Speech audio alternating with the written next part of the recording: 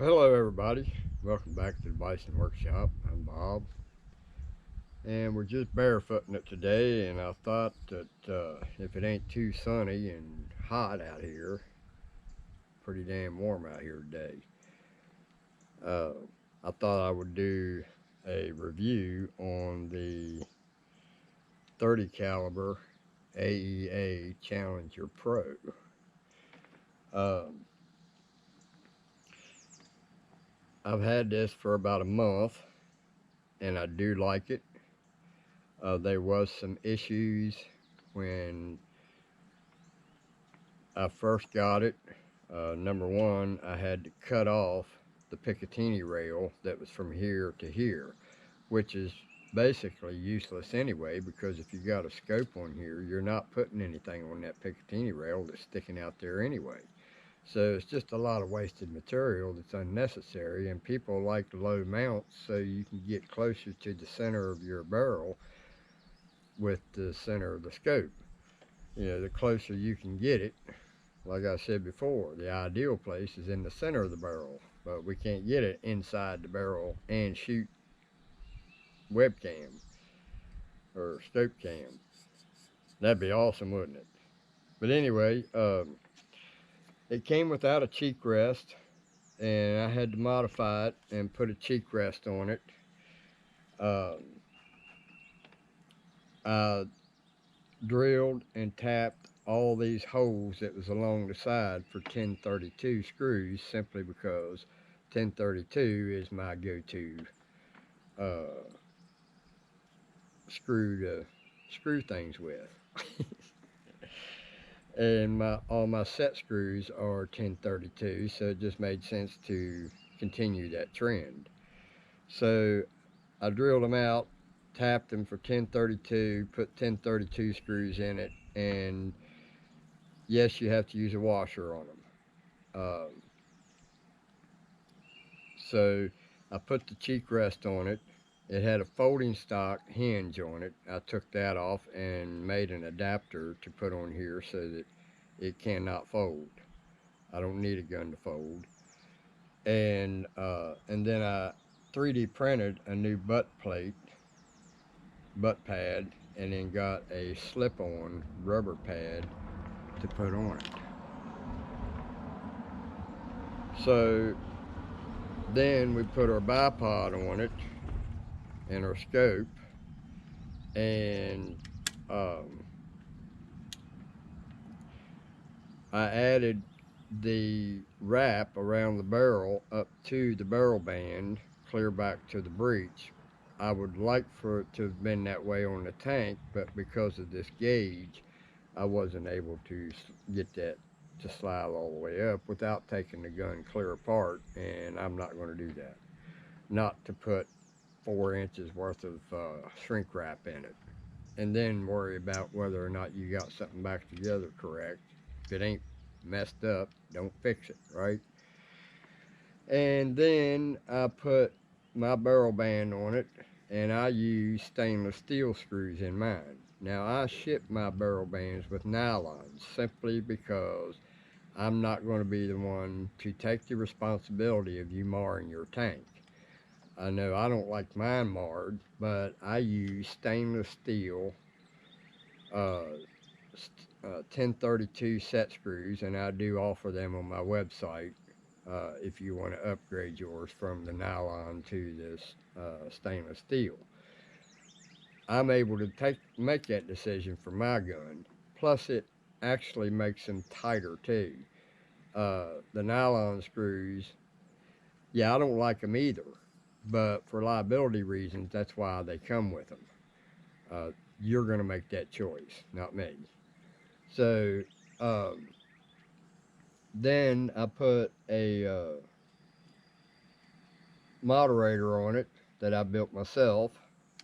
And no, I'm not building suppressors for nobody. I build them for me and me only, and for air rifles and air rifles only.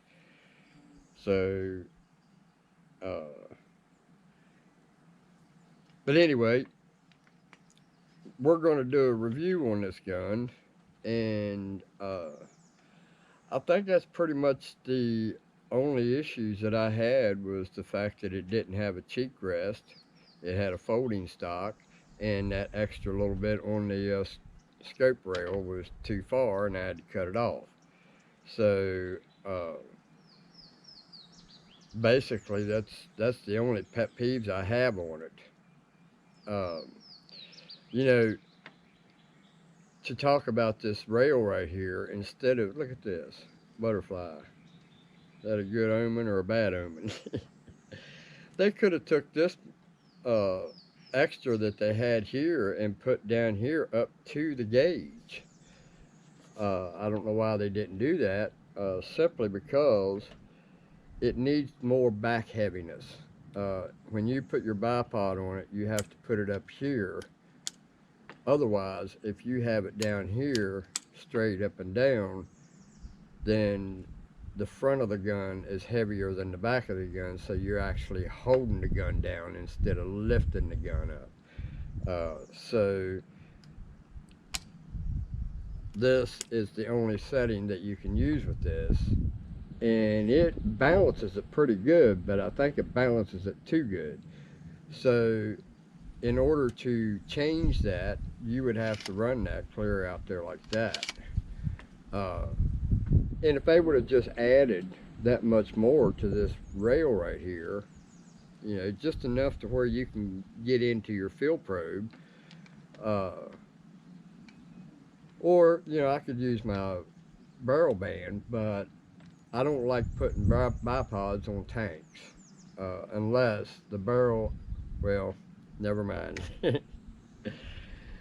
But anyway, we're going to get set up and we're going to do the crony test. We're going to do 5 shots, and what we are using is, and you can pause the screen, is JSB Exact Diablos, and these are 50.15 grain and in 30 cal. I'm shooting again JSB 30 cal Diablo 50.15 grain, and we're going to do 5 shots at the target, and we'll show you that once we're done.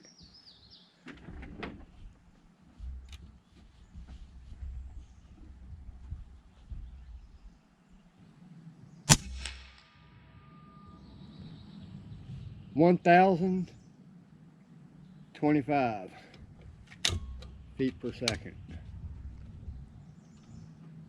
Second shot.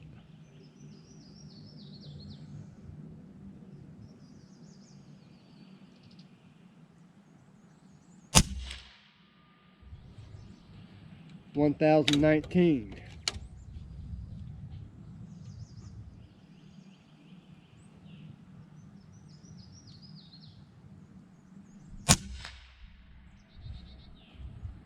(1,008).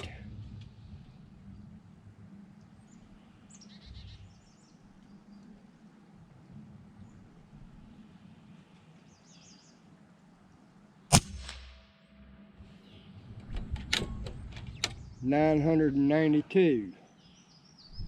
Last shot.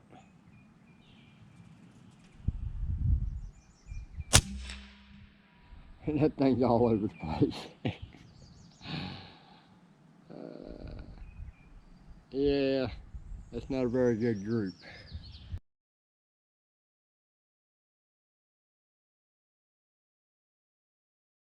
So now we're going to try it unsuppressed.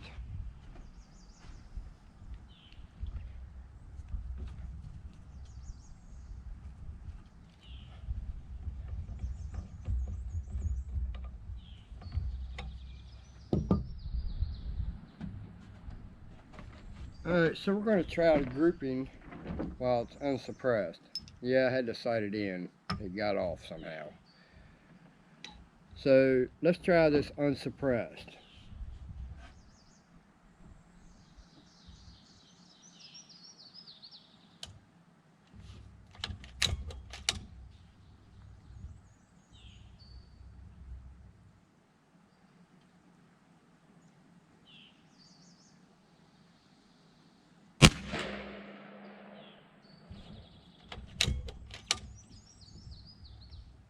Big difference in sound.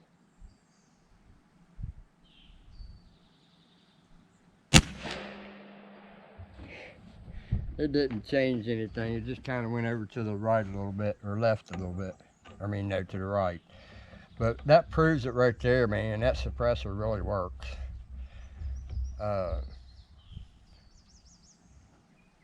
So now let's do the trigger pull test.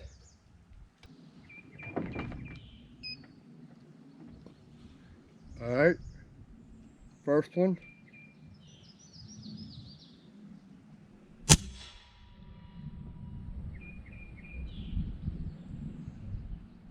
£3, 7.5 ounces.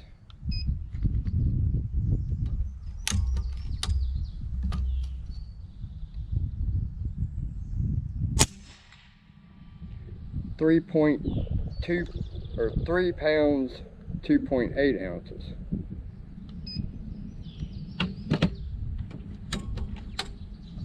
Earlier I got a 2 pound something.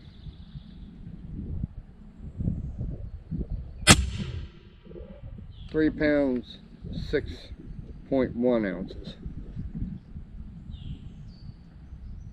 Just put my. I think I'm having a problem with this scope. For some reason, it was off the other day, and I went to change it from left to right, and it wasn't moving. So I don't know. It started moving again, but it's inconsistent. So I think there's something internally wrong with this scope. So I went and got a new scope for this. I hated to do it because these are all $50 scopes, $50 and $60 scopes, and yeah, I know they're cheap, but I've always had pretty good luck with them scopes to begin with. So, but I went ahead and decided to get me a West Hunter.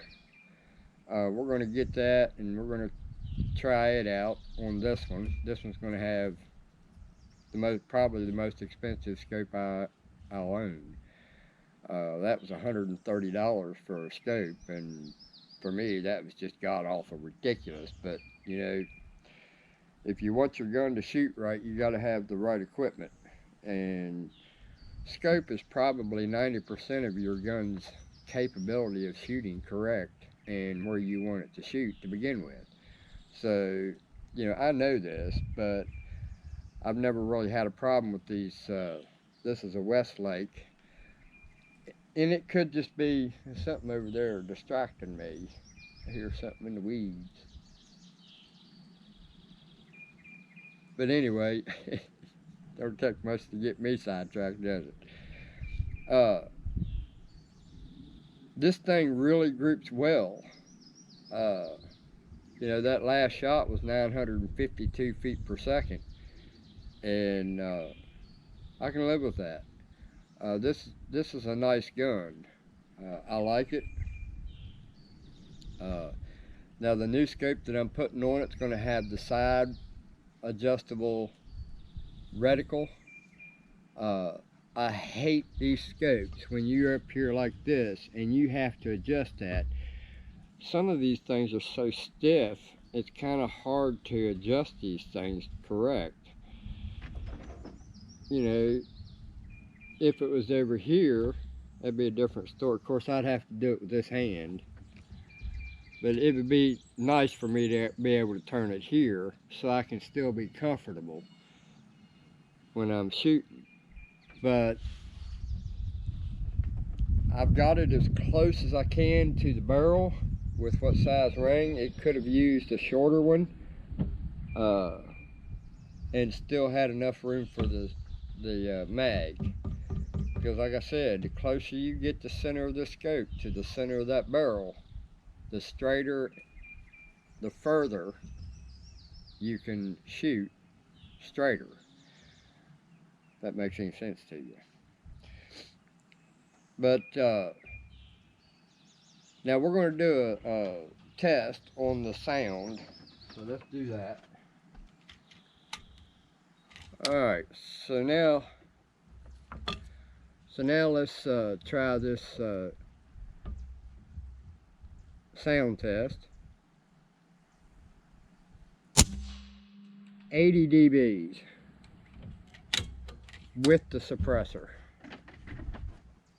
Alright, let's take that suppressor off.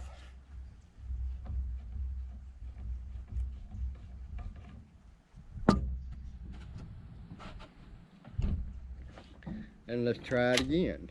And I just getting ready to double load it.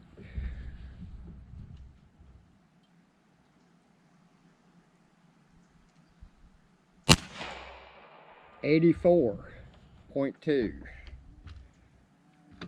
That's a considerable sound, man. I mean, that thing just echoes through the frickin' holler there and bounces off of these mountains, and I'm telling you, it's loud. But when you put that suppressor on it, man, makes a huge difference as far as me here in person with it. You can't really get an accurate test on camera.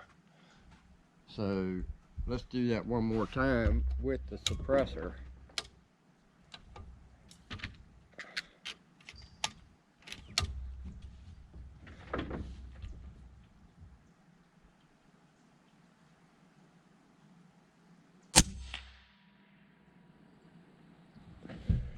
Yeah, my scope's off again. Yeah, I think your scope's bad. But anyway, now let's get our weight. I've already weighed this, and it was 12 pounds 3 ounces, and that's with